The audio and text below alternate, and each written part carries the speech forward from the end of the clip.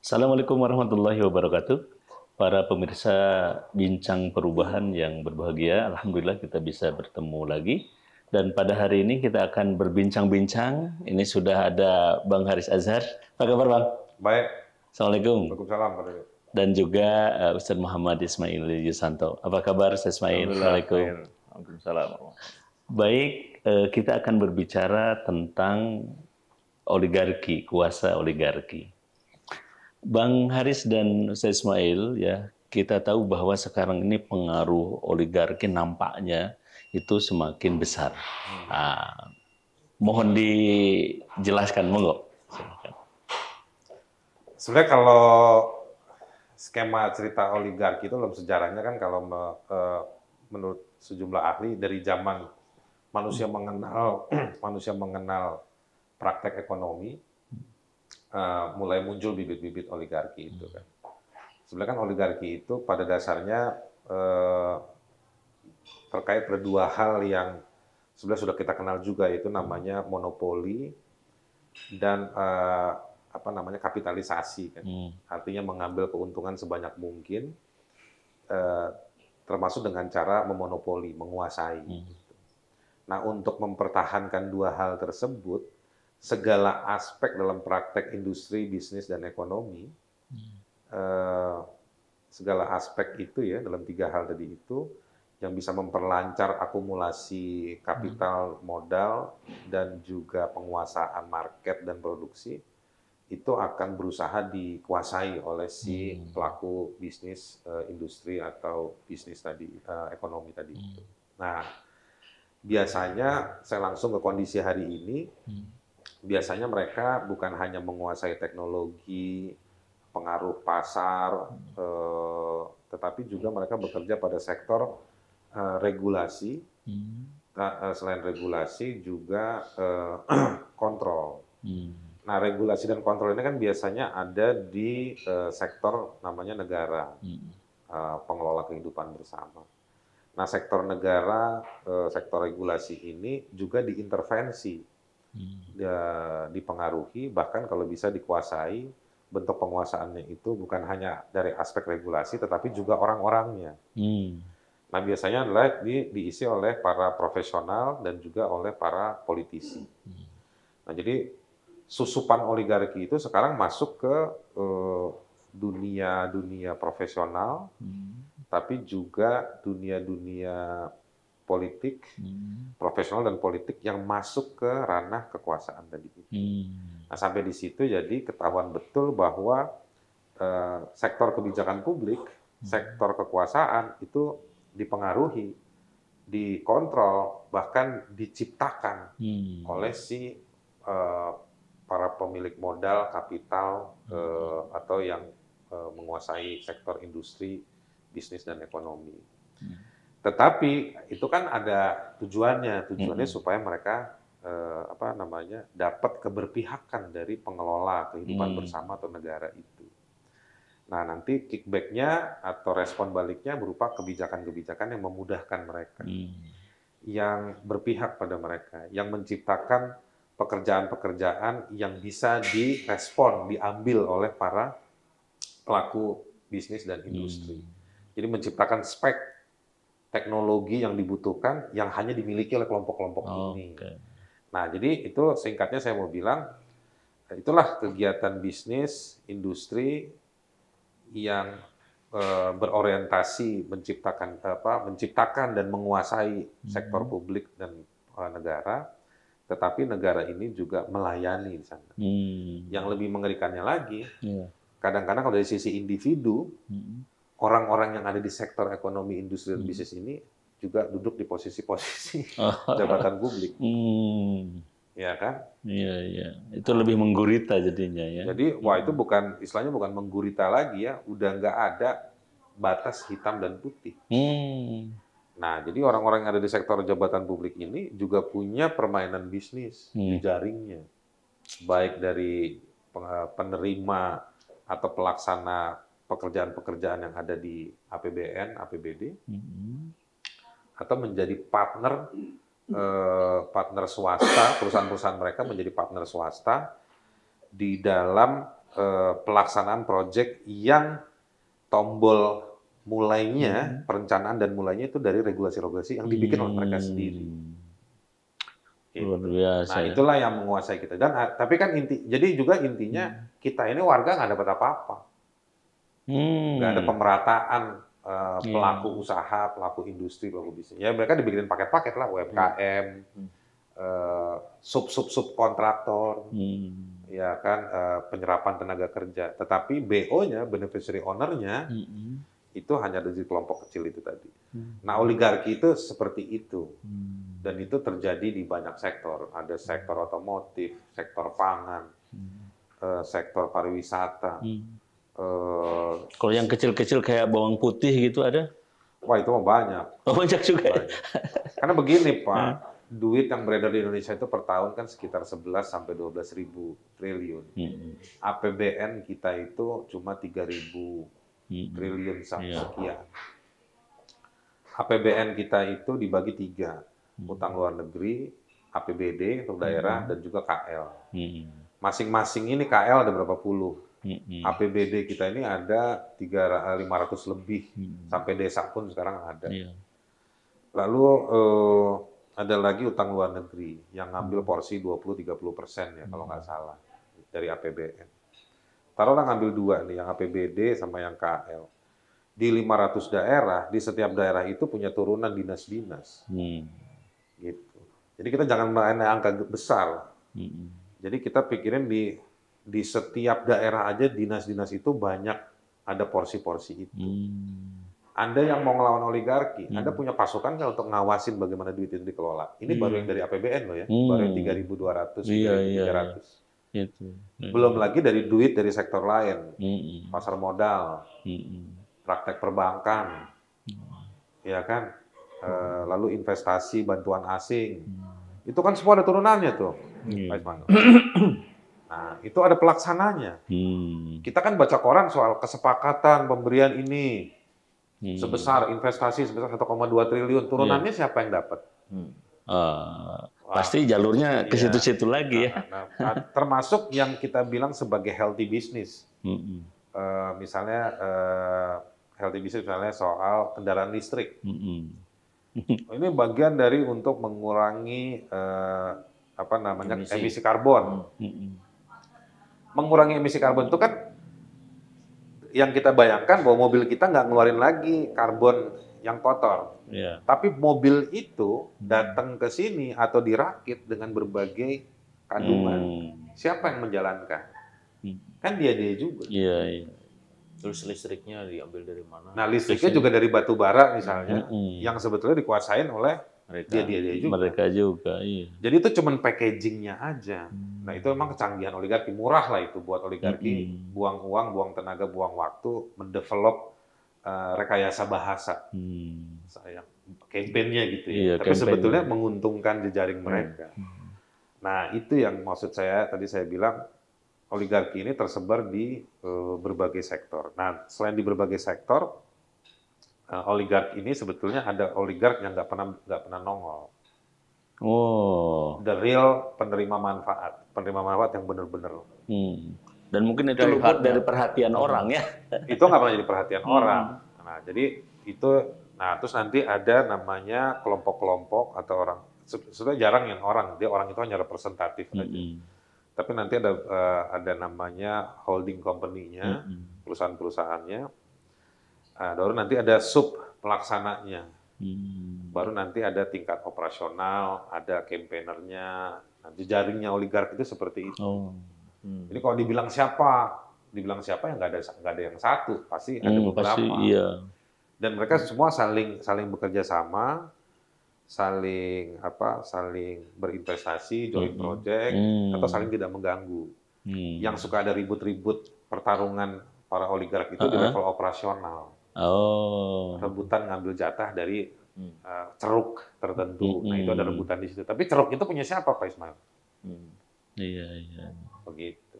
Oke, baik. Ismail, bagaimana ini? Ini memang orang sering menyebut dialektika antara power for money, money for power. Kenapa sih orang berkuasa untuk dapat duit. Kenapa orang butuh duit? Di antaranya untuk berkuasa gitu. Nah, kalau ingin kuasanya lebih tinggi, duitnya harus lebih banyak. Dengan kuasa itulah kemudian mencetak duit. Gitu. Dengan duit yang lebih banyak, kuasanya lebih besar. Terus begitu sampai di ujung. Nah, karena itulah simbiosis antara penguasa dan pengusaha itu memang selalu terjadi. Kalau di dalam Al-Quran kan digambarkan itu kolaborasi antara Fir'aun sebagai penguasa dan Korun sebagai pengusaha kan. Itu di sana ada sebagai alat legitimasinya ada Haman, ada Bal'am gitu kan. Cendekiawan tukang gitu. Kalau bahasa sekarang ini ada yang mengatakan dengan sangat kasar itu cendekiawan pelacur. Gitu. Itu kan alat legitimasi untuk memberikan jalan rata bagi kolaborasi penguasa dan pengusaha, peng-peng. Tapi di dalam perkembangannya kan mereka merasa bahwa kalau kolaborasi itu butuh waktu. Nah, ada jalan lebih singkat, yaitu pengusahanya jadi penguasa, penguasanya jadi pengusaha. Jadi dalam satu diri ya? Nah, dalam satu diri. Nah, ini yang saya kira sedang terjadi di negeri kita ini. Ini satu gejala yang saya kira sangat berbahaya. Jadi kalau kita ingin menunjuk apa ancaman terbesar bagi negara kita, diantaranya adalah ini, kuasa oligarki yang makin besar. Apa bahayanya? Yang pertama adalah kalau kita bicara tentang regulasi, peraturan perundangan dan turunannya, mestinya di dalam teori itu kan peraturan perundangan kan dibuat untuk menata negara ini menjadi lebih baik. Kalau bicara ekonomi yang lebih mensejahterakan, lebih berkeadilan segala macam. Tetapi jika oligarki bermain di situ, menghegemoni atau mendominasi, maka peraturan perundangan itu tidak lahir untuk kepentingan-kepentingan itu, tapi untuk kepentingan mereka. Apa contohnya di negeri ini?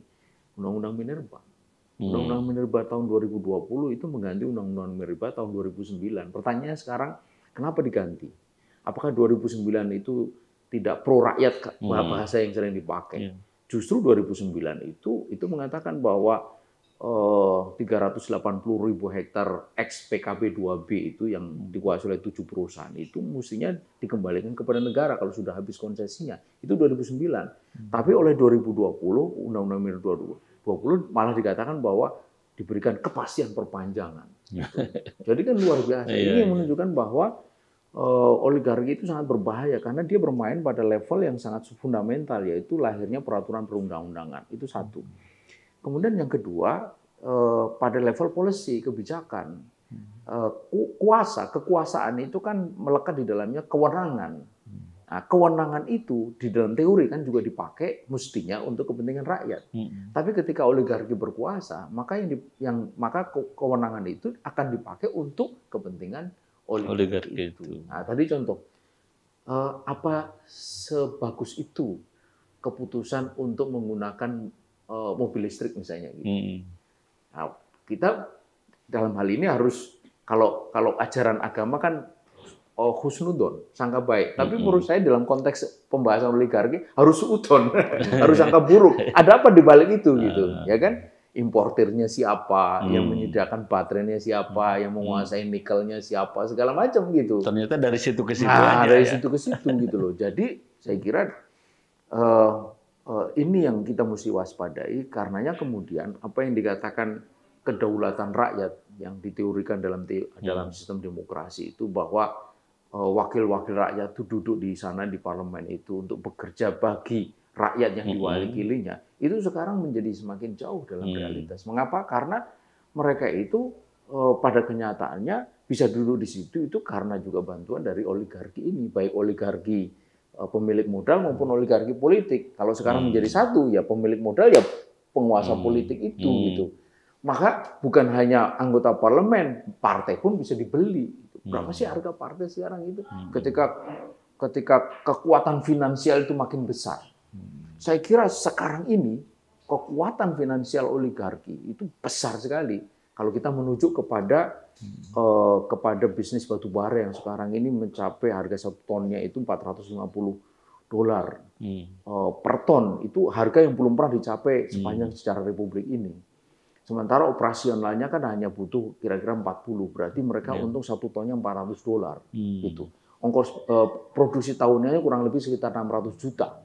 600 juta kalau $1 saja itu berarti 600 juta. Berapa itu? Kalau kurs 15.000 9 triliun. Itu. Kalau $10 90 triliun. Kalau $100 900 triliun. Itu. Nah ini bukan $100 tapi sampai $400, berarti 4 kali lipatnya, 3.600 triliun. Itu.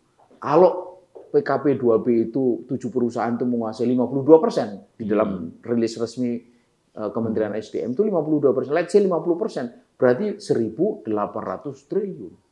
Kalau 20%-nya itu untuk pajak, jadi 1/5-nya kurang lebih sekitar 1/5 18 itu 600 triliun. Berarti mereka masih hold 1.200 triliun. 1 tahun. 7 perusahaan. 1.200 triliun. Sekarang apa yang nggak bisa dibeli dengan uang sebanyak itu? Iya. Termasuk kekuasaan politik. Loh iya, orang. makanya itu keadilan hukum semakin jauh. Karena proses hukum mulai dari penyidikan sampai penuntutan segala macam itu bisa diatur semua dengan uang itu.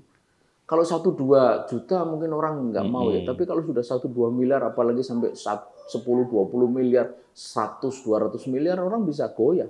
Gitu ya Bang Azhari ya? Saya kira gitu. Nah ini yang menurut saya sangat berbahaya, karena itu tidak ada lagi kedaulatan rakyat, ada kedaulatan pemilik modal. Iya. Terus Bang Haris, itu kan ternyata oligarki itu mengancam kedaulatan segala macam. Tapi kalau lihat yang digambarkan Bang Haris sama Ismail kan kayak kita itu kalau yang melawan oligarki itu kayak melabrak tembok besar gitu, kayak melabrak dinding. Itu bagaimana cara untuk ininya berjuang menghadapinya, atau dari mana dulu gitu?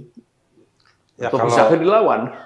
Atau jangan dilawan? Begini, ada yang melawan, atau ada yang mengganti pemain, atau yang mengganti pola permainan. Oke. Modelnya macam-macam. Menurut saya ya kita harus menikmati demographic situation kita. Artinya kita ini secara kependudukan ada 274 juta, ada penyebaran orang yang cukup masif, yang mana di penyebaran semua orang itu, penduduk kita itu berhadapan dengan situasi oligarki dengan model besarannya masing-masing.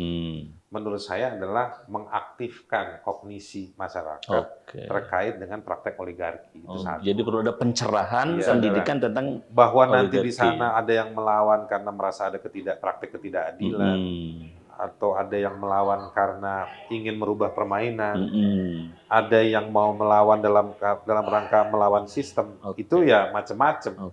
Itu situasinya. Kita juga nggak usah terlalu mendrive. Tapi menurut saya 3 hal tadi itu harus dimulai dengan berangkat dari pengetahuan dulu. Itu dulu sih menurut saya. Dan ini adalah pekerjaan yang bukan semalam. Ini pekerjaan yang harus dilakukan bersama dan terus-menerus. Gitu. Dan kita selalu punya momentum untuk mengaktifkan kognisi warga terkait dengan adanya praktek oligarki itu. Gitu. Karena dalam beberapa hal ya kita juga butuh dalam banyak situasi kita juga butuh pelaku ekonomi, pelaku industri, pelaku bisnis. Tapi kan yang kita mau adalah bagaimana diratakan. Artinya semua orang dapat kesempatan untuk itu. Nah, yang kita lihat proses pemerataan kesempatan itu dengan praktek oligarki ini nggak seimbang. Yang satu masih ada tipis-tipis di atas tanah, yang satu lagi udah di atas awan. Iya kan? Gitu. Senjang. Nah, saya khawatir yang tipis-tipis di bawah ini hanya dianggap sebagai charity aja. Gitu. Mana praktek di bawah yang berhasil melambung atas? Ada nggak buktinya? Ada nggak pelaku usaha yang dibantu oleh satu kebijakan atau praktek kebijakan yang cukup panjang, lalu orang itu sudah berhasil menjadi pelaku industri? Kan tetap ada dominasi, tetap ada monopoli di sektor otomotif, di sektor pangan, di sektor-sektor yang lain. Itu pemainnya tetap itu aja, nggak ada yang baru. Kalaupun ada yang baru, sifatnya investor, investasi. Gitu. Jadi sebetulnya flat aja nih kita orang di bawah ini sebagai penerima dan sebagai penonton, konsumen dan labor buruhnya. Penonton, buruh dan konsumen itu aja kita. Dan itu mayoritas ya masyarakat. Dan ya itu yang kejadian bukan cuma mayoritas tapi tersebar di banyak tempat dan berlangsung cukup lama. Gitu. Jadi kita ini hanya dilihat sebagai pasar untuk menjual barang dan jasa dan juga sebagai tempat yang menyediakan tenaga kerja. Oke. Gimana Ustaz Ismail? Iya. Tadi betul saya sependapat itu bahwa memang di level yang paling dasar itu adalah kognisi tadi, menumbuhkan kesadaran. Nah, kesadaran itu ada dua, ada kesadaran intelektual, ada kesadaran faktual. Buat mereka yang terpelajar, ada literasi, mahasiswa, sarjana segala macam, kesadaran intelektual bisa dibangun. Tapi untuk masyarakat awam pada umumnya, itu saya kira kesadaran faktual ini yang perlu ditunjukkan, dibangkitkan itu.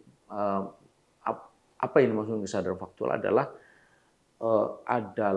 fakta-fakta yang mengenai mereka, yang itu sesungguhnya adalah impact dari kuasa oligarki tadi itu. Ya, apa misalnya kalau tadi disinggung tentang bawang putih gitu ya, bawang putih, bawang merah juga kan, itu petani Brebes itu kepukul. Kenapa bisa begitu? Karena dibanjiri oleh bawang merah impor dari Cina kan gitu tuh. Nah, jadi produk lokal itu menjadi tidak berdaya, gitu. Karena memang ada beberapa komoditas itu yang di luar negeri itu jauh lebih murah. Tapi kan persoalannya negara kan harus memberikan juga dukungan kepada rakyatnya kan. Contoh yang lainnya misalnya BBM. Apakah betul BBM ini harus dinaikkan? Bukankah di saat yang sama itu negara itu mendapatkan durian runtuh windfall profit lebih dari 500 triliun? Kenapa untuk hemat kurang lebih sekitar 32 triliun pemerintah tega menaikkan BBM yang memukul sekian puluh juta orang? Kenapa tidak memakai yang windfall profit itu? Nah, ini kan kesadaran faktual yang menunjukkan bahwa ini sebenarnya dampak dari oligarki yang memang menghendaki supaya proyek mercusuar, entah itu kereta cepat atau GKN itu jalan terus gitu. Jadi apa sih kepentingan rakyat secara langsung terhadap kereta cepat itu? Apa sih kepentingan rakyat langsung terhadap proyek IKN? Apakah betul bahwa kita ini harus pindah rumah segera sekarang ini? Nah, itu kan hal-hal yang faktual yang perlu dijelaskan bahwa ini semua itu adalah keputusan-keputusan politik yang dibuat bukan untuk kepentingan rakyat, tapi untuk kepentingan para penguasa dan pengusaha tadi itu, peng-peng tadi itu, gitu loh. Sebenarnya oligarki ini ada di banyak negara, termasuk di negara yang katanya paling demokratis Amerika sekalipun. Cuma mereka oligark ini, baik pemilik modal maupun penguasa itu, dia mengambil operasi itu untuk operasi yang besar itu atau untuk keuntungan yang besar itu di luar negeri. Saya menciptakan perang kayak gitu. Jadi korbannya adalah rakyat luar lain. Nah, kalau di sini ini operasinya di dalam negeri. Dia tidak melakukan operasi di luar karena nggak akan mungkin gitu, nggak akan bisa. Di dalam negeri. Nah, siapa yang menjadi korban? Rakyat sendiri. Gitu loh. Itu jadi soal gitu. Bukan berarti kita boleh mengorbankan rakyat lain gitu. Tetapi ini yang mesti dijelaskan kepada publik gitu. Ini yang kesadaran faktual yang saya kira.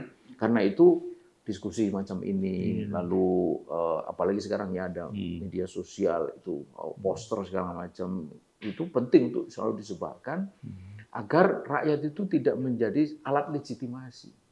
Jadi konsentrasi politik 2019 nanti 2024 itu menjadi arena untuk mengambil cap milik rakyat untuk kekuasaan mereka, yang dengan kekuasaan itu mereka bersekutu lagi oligarki itu, peng-peng itu, atau bahkan pengnya itu pengusaha ya penguasa itu gitu loh.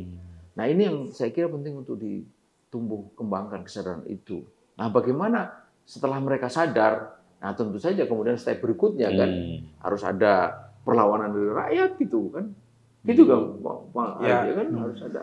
Ya, setelah sadar mereka juga harus menuntut. Kalau ada kesempatan misalnya memilih pemimpin serendah apapun, setinggi apapun, memilih pemimpin yang dikasih pertanyaan atau ditagih janjinya untuk bagaimana membuat ini menjadi murah, bisa diakses dan memberikan keuntungan buat Oke. kita. Itu satu hal. Yang kedua, menurut saya cara mengidentifikasinya murah.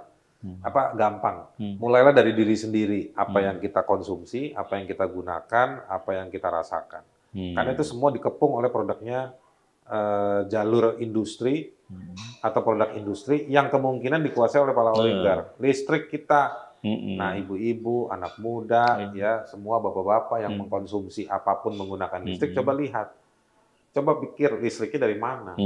Kita kan taunya cuma bayar tagihan PLN, tapi PLN itu sebetulnya dapat penyediaan listrik dari siapa? Dari swasta kah?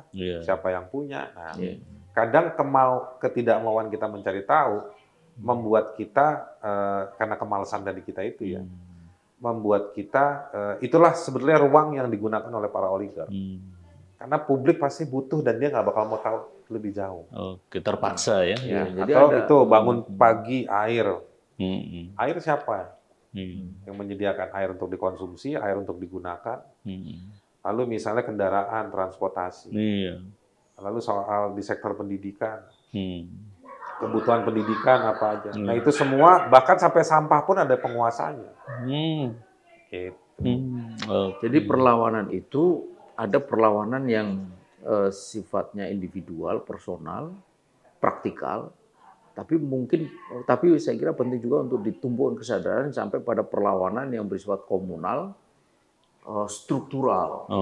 Artinya kan gini, peng-peng itu, oligarki itu lahir dari sebuah tatanan kapitalistik. Kan kita nggak pernah dengar ada oligarki sosialis, meskipun ada kelas baru di dalam sosialisme gitu ya. Tapi ini lahir dari sistem kapitalis gitu. Nah, kalau oligarki itu lahir dari sistem kapitalis, berarti ini kan ada lingkungan gitu yang melahirkan itu. Makanya kemudian rakyat mesti diajak berpikir, kalau begitu jangan hanya sekedar menyalahkan oligarki, tapi lingkungan yang melahirkan itu juga harus dikritisi gitu. Kemudian diajak berpikir juga, lingkungan apa kira-kira atau tatanan apa kira-kira yang memungkinkan untuk tidak dengan mudah lahir oligarki itu. Nah, di situ ada pemikiran-pemikiran alternatif, ada gagasan-gagasan alternatif. Kalau kita kan sering mengatakan, cobalah pikirkan dengan ada sosialisme, kapitalisme, di situ kemudian ada tatanan ekonomi Islam segala macam itu, coba dilihat di sana gitu. Nah, disitulah gagasan-gagasan baru itu bisa tumbuh di tengah masyarakat, di tengah kritisisme yang muncul dari kesadaran intelektual dan kesadaran faktual tadi itu. Gitu. Hanya memang penting untuk dibuka. Ini yang terjadi sekarang ini ditutup. Itu. Nah, gitu. Tapi saya mau nambahin juga nih, cara perlawanan itu adalah sebenarnya kayak teorinya Joseph Stiglitz tuh, ekonom dari Amerika. Dia kan selalu bilang gini, jangan turuti apa yang dikatakan Amerika, tapi lakukan apa yang Amerika lakukan. Jadi membangun dirinya. Membangun diri. Nah, menurut saya sebetulnya cara untuk melawan oligarki itu juga memikirkan kebutuhan hidup kita secara mandiri. Bukan sekedar mengkonsumsi apa yang orang tawarkan. Bukan sekedar mengkonsumsi atau mengiyakan dari produk-produk yang kita nggak tahu siapa penerima manfaat atau kehancuran apa di belakang itu. Jadi membangun kemandirian usaha juga dan industri penting. Misalnya misalnya di daerah-daerah suka ada penyediaan tenaga listrik berbasis air. Ya.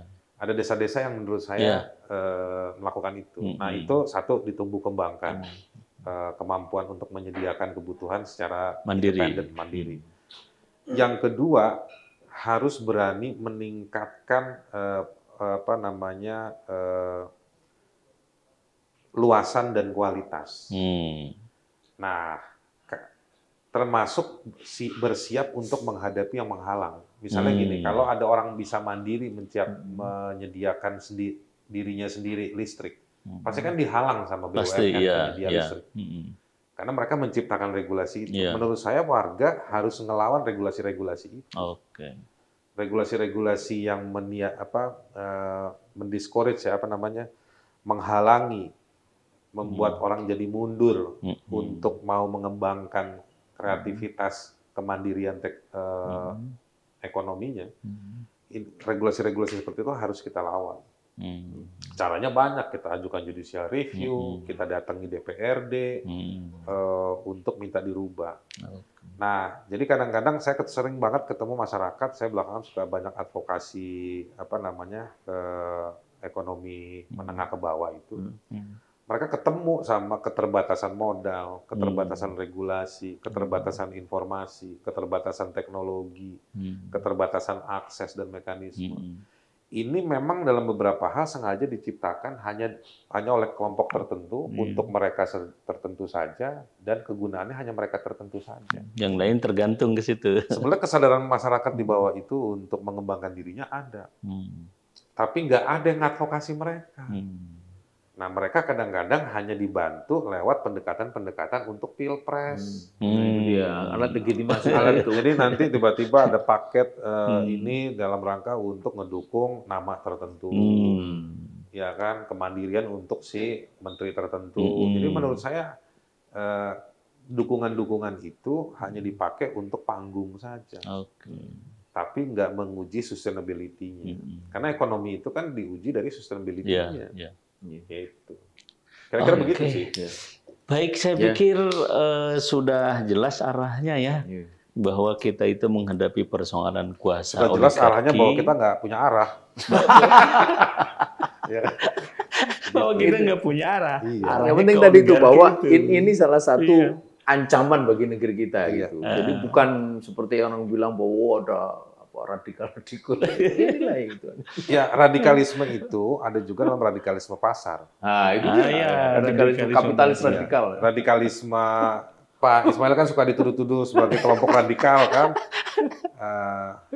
Tapi radikalisme itu atau fundamentalis itu juga terjadi dalam fundamentalisme pasar. Gitu. Itu juga terjadi. Dan oligarki berarti bagian dari situ ya. Tidak hanya cuma di identitas, tetapi juga di praktek ekonomi. Dan sekali lagi, identitas itu produk politik, yang ini adalah praktek bisnis. Kalau ini ada duitnya, ini bisa menciptakan yang ini. Ini juga bisa mempengaruhi yang ini. Itu kapitalisasi. Oke, terima kasih sekali lagi, Ustaz Ismail, Bang Haris. Ya, saya pikir tidak usah kita simpulkan ya, karena kesimpulannya sudah jelas. Arahnya tidak jelas arahnya, yang jelas tantangannya adalah ini kuasa oligarki ini berbahaya, karenanya perlu ada penyadaran, pencerdasan, kalau boleh dikatakan mungkin pendidikan anti oligarki barangkali begitu, sehingga tahu apa itu oligarki, bahaya kemana. Kemudian menumbuhkan perlawanan dengan berbagai cara sesuai dengan kapasitas yang dimiliki masing-masing masyarakat. Baik, pemirsa Bincang Perubahan yang berbahagia, sampai jumpa. Terima kasih. Assalamualaikum warahmatullahi wabarakatuh. Assalamualaikum warahmatullahi wabarakatuh.